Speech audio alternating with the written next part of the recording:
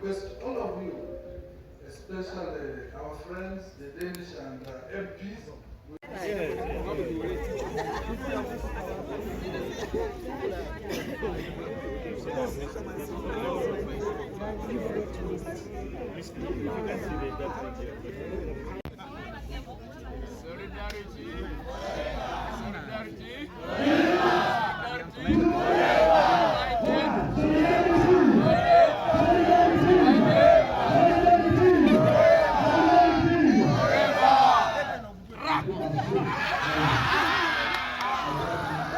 About the legal framework. The same to make sure the young workers in this country, they use and benefit from all these activities of government. Thank you so much. Kindly let's applaud them. And like whatever you mentioned, the merging of the government with another company. You are there to represent these young workers. So, what plans have you put in place to protect them? Because some of them might lose their jobs. Thank you so much. That is a very good question. As a member of parliament, we have been pushing that before anybody loses a job, they must be compensated. However, there are also opportunities that a number of them will be absorbed into the new organization. But in the unlikely event that you are forced to move out, they are going to compensate you. That's why I've given them the alternative B, that if you have taken advantage of these trainings, skilling, you can do bakery, you can do tailoring, then you'll be capable of taking up another opportunity out. Then you join the informal sector. And for those of you who were there in the early 2000s, most companies had a number of workers. I was working in railways. When I joined railways, we were around 7,000. But if you go there now, they have 500 workers. That means some retired, others joined the informal sector. Thank you. The effects are real. We have legislated on climate change. We have allocated resources to climate change. However, the abusers of climate change are very far from us. So we are fighting with the effects of, is it carbon what? I think this one is an expert in that area. So although we may do what we can do here, we need to partner with the whole world to protect these changes that are affecting us. However, I cannot claim that we are not abusers. We have entered into the swamps. We have abused the climate change with these bottles and all that. Our factories here are producing things that are really affecting us. So, and we have always put ban of money that should be paid in a country. You may be here and you're earning 500. They may pass a law and say the minimum wage for the whole country is 200. That means everyone, even if you are employing a housemate, you pay 200 to that person. So, but the process of repealing that law is on, and my colleague is going to take you through on how he managed the process. So, how we managed the bill. So it's not that the members of parliament are doing nothing.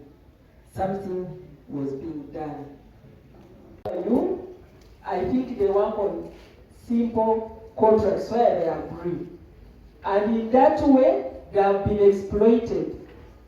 They have been exploited in terms of payment, in terms of other social protection issues, like they can't save Because when you come to me, I pay you for your hour.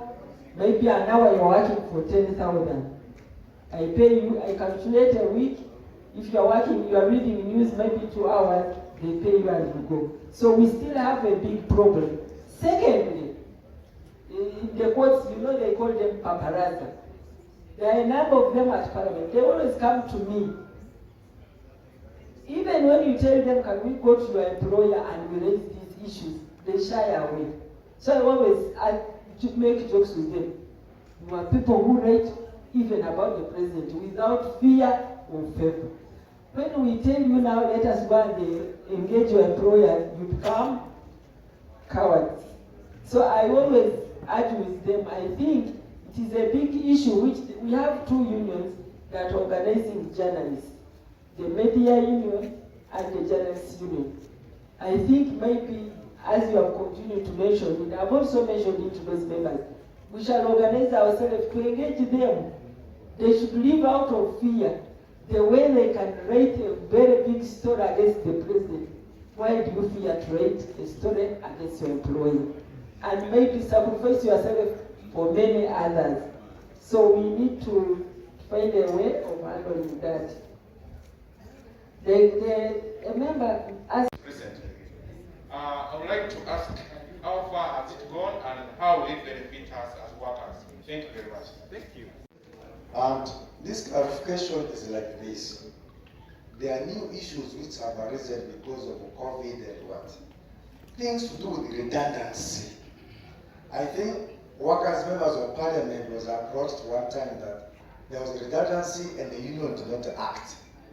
People don't understand what is called redundancy. We need to educate workers about redundancy.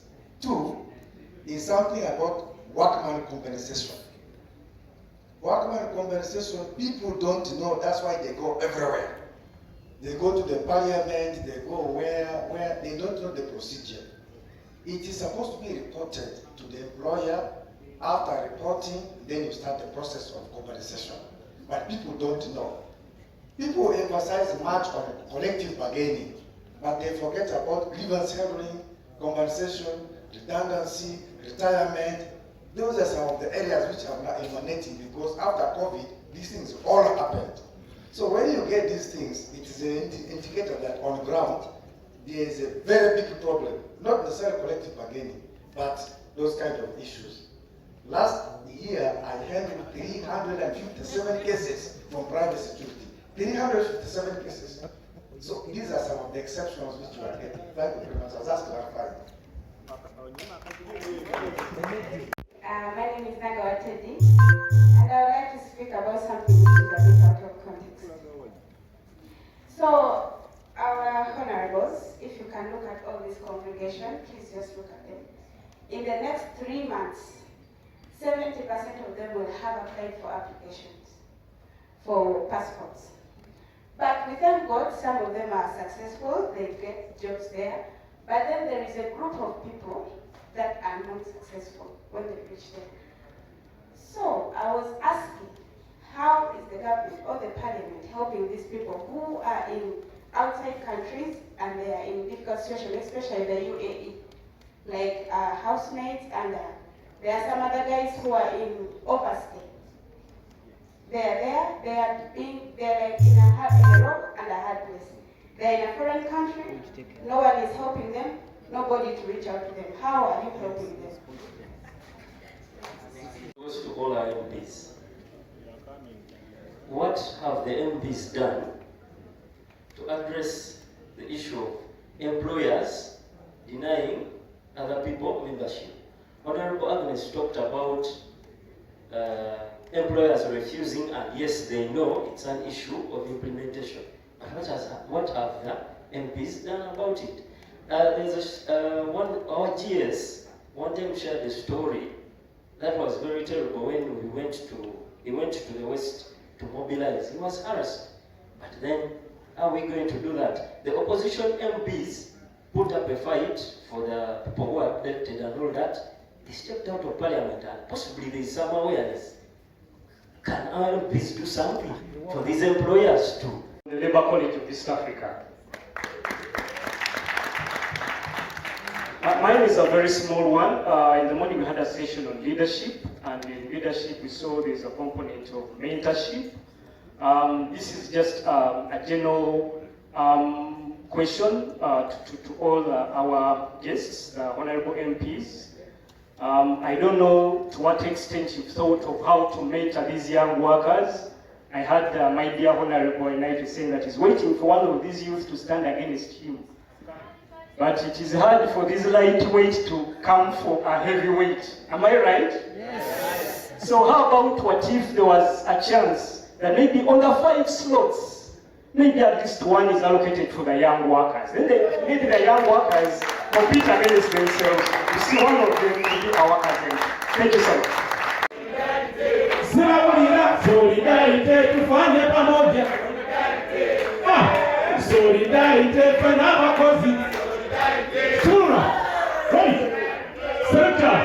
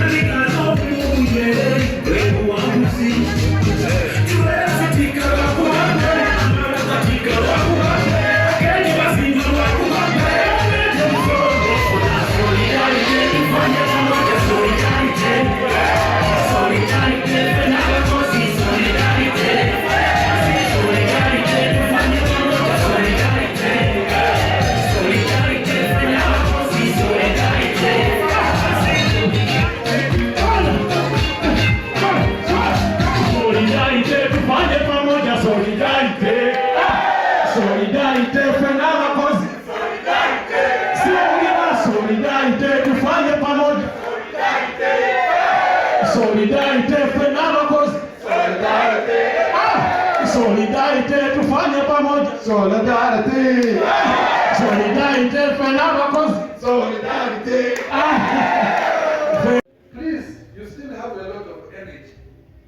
Try your best to make sure that this trade union remains alive, even after we have left. I want to thank the colleagues who have accepted today, especially our MPs, to come and do this kind of interaction with you. I know some may be hard words, but this is one way of you have learned how to handle your people. And for me, I pledge that so long as I'm the Secretary General, to involve you in all affairs pertaining the National Center. And I want us to move together. Because, first of all, we hinge all our rights on the law. Once we don't have the law in place,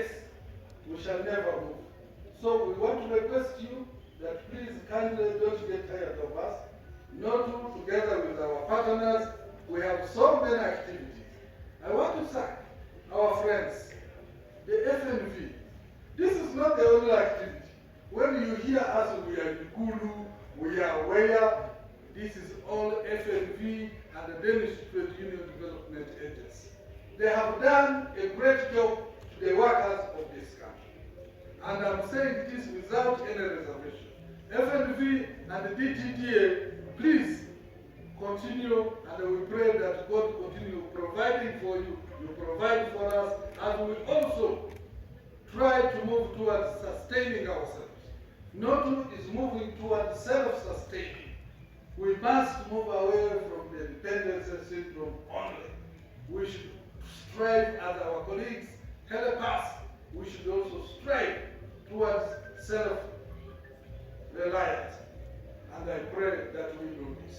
We are moving into a new era, and I know there's nothing which comes on silver plates. As leadership, we are going to do whatever it takes to ensure the membership increases. To ensure we keep in touch with general secretaries. Some of these issues may bruise us, may bruise you, but we are not going to relent over the issue of membership and the self-reliance per union. Every union must organize members, and that's where we are moving. Short of that, please, for me, I'm a biased person. I like trade union activists. You'll always see my biasness when it comes to that. I will be biased on the activists of the trade unions. That one, count on me that I will always do that. If you are not an activist in the trade union, you want fun, you want only what, you will not be my friend. And I must tell you will not be my friend. And I'm ready to continue with that. We have sacrificed, and we shall continue to sacrifice. We want to assure you of our committed struggle towards ensuring the workers of this country get what they deserve. We shall work together with the government, we shall work together with the employers, but we shall not accept where we are being oppressed. No, that will not. Once you are a trade union, you must surrender your life. You must surrender your life and know that you are now for the workers. It is only God who will protect you. I want to thank all of you for this youth camp. The youth, thank you so much. I'm really very excited about your behavior here. I know there might be some small issues, but I beg that next time we shall have enough time. Before we start a youth camp, we shall have a session on how we should behave and discuss amongst ourselves and agree. But otherwise, averagely, you have scored. And I believe our fathers will evaluate us, and we shall see how far we are. And please be genuine in your submission, in whatever you want to do. We shall welcome them. Please, the program officer, distribute papers to everybody to give us feedback. They may not be now, but he's going to see there. He will collect all of them, and then we shall do an analysis. And that will also be the basis of writing our report for this year's labor camp. With those few remarks, I want to once again to invite our Chairman General. Of course, I was also to bring my warmest greetings from the DTDA.